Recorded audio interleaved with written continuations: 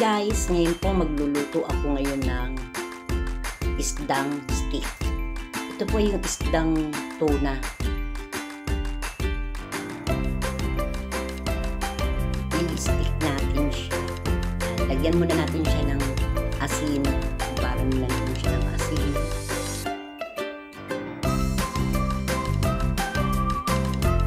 Yan pa, ikutin natin siya. Dapat lahat ng may asin para malasa. At lagyan natin siya ng paminta. Ikalat din natin yung paminta sa isda.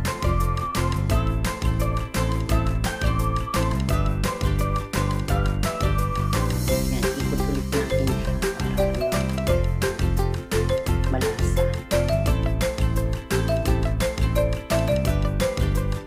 Ngayon, maglalagay tayo ng toyo. Magtitimpla tayo ng toyo.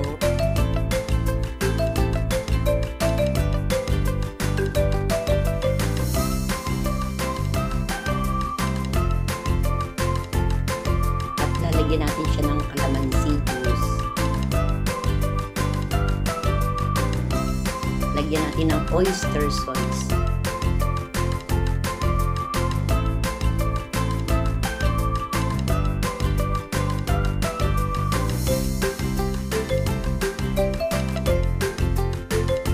Lalagyan natin din siya ng paminta para malasa. Konting paminta. Saka natin siya i-mix. Konting cornstarch, lagyan din natin para medyo malapot yung sabaw niya. Tapos hahaluin na natin.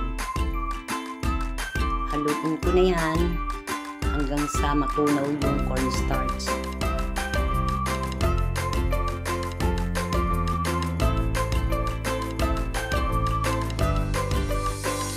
Kailangan halong-halo kasi baka mamuo yung cornstarch niya.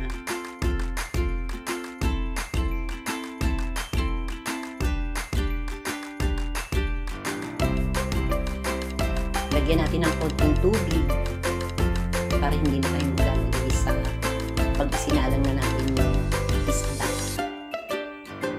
Haluin mabuti. At magpapainit na tayo ng kawali. Lagyan natin ng mantika. At ipiprito muna natin yung isda.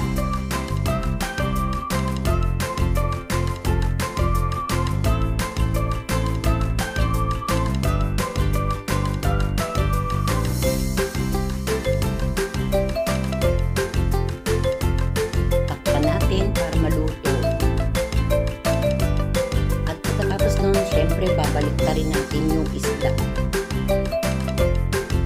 pagluto na.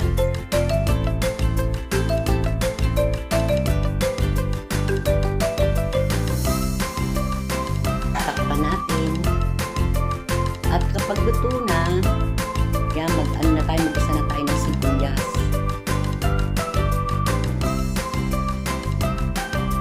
Lutuin natin yung sibuyas muna, maigi. Haluin lang natin para pantay-pantay yung luto ng sibuyas.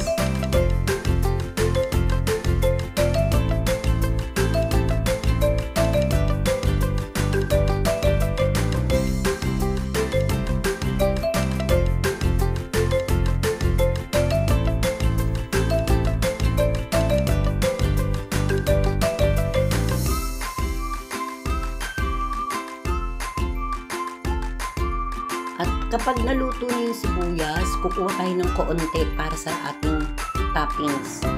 Sa pang-ibabaw natin dun sa isda pag naluto na. Walang tayo dyan.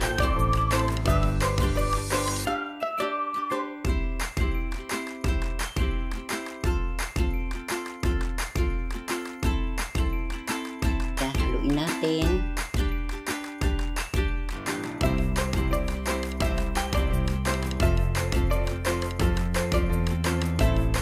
Pag nakakuha na tayo ng sibuyas para sa ating toppings,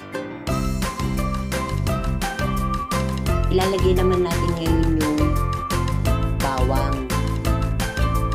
Yan, naglalagay ako ng bawang.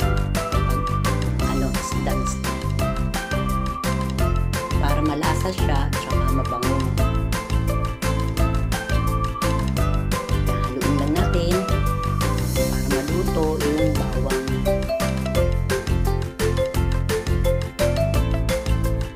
Kapag luto na, ibubuhos natin yung ating tinimplang toyo. Buhos lang natin siya at pakuluan. Haluin at pakuluan.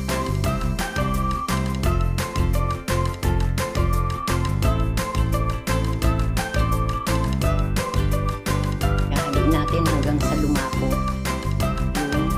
Kasi nilagyan natin ng cornstarch. Takpan muna natin siya para kumulo. At kapag kumulo na siya, ilalagay na natin yung isda na pinirito. Isa-isa natin ilagay.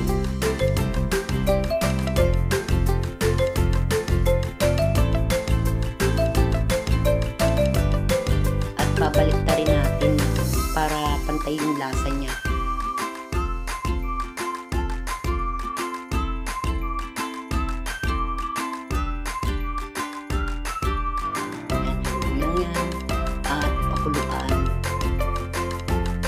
Pakuluan natin ng 5 minutes. Takpan muna natin. After 5 minutes, buksan na natin at ilalagay na natin yung pinaka-toppings natin na sibuyas na kinuha natin kanina. Yan, ilagay natin yan isa-isa para magandang tignan.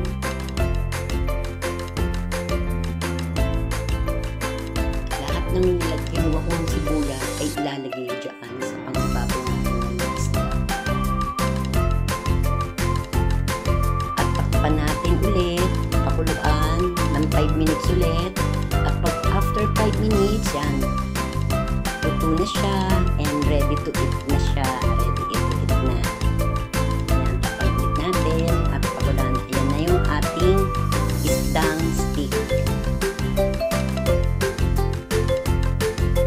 Tuna stick. Yan, pakuluan natin. Masarap na yan at mabango dahil sa bawang at sibuyas. Paminta, yan, ang natin sa mga natin. Kaya hanggang dito na lang. And thank you for watching.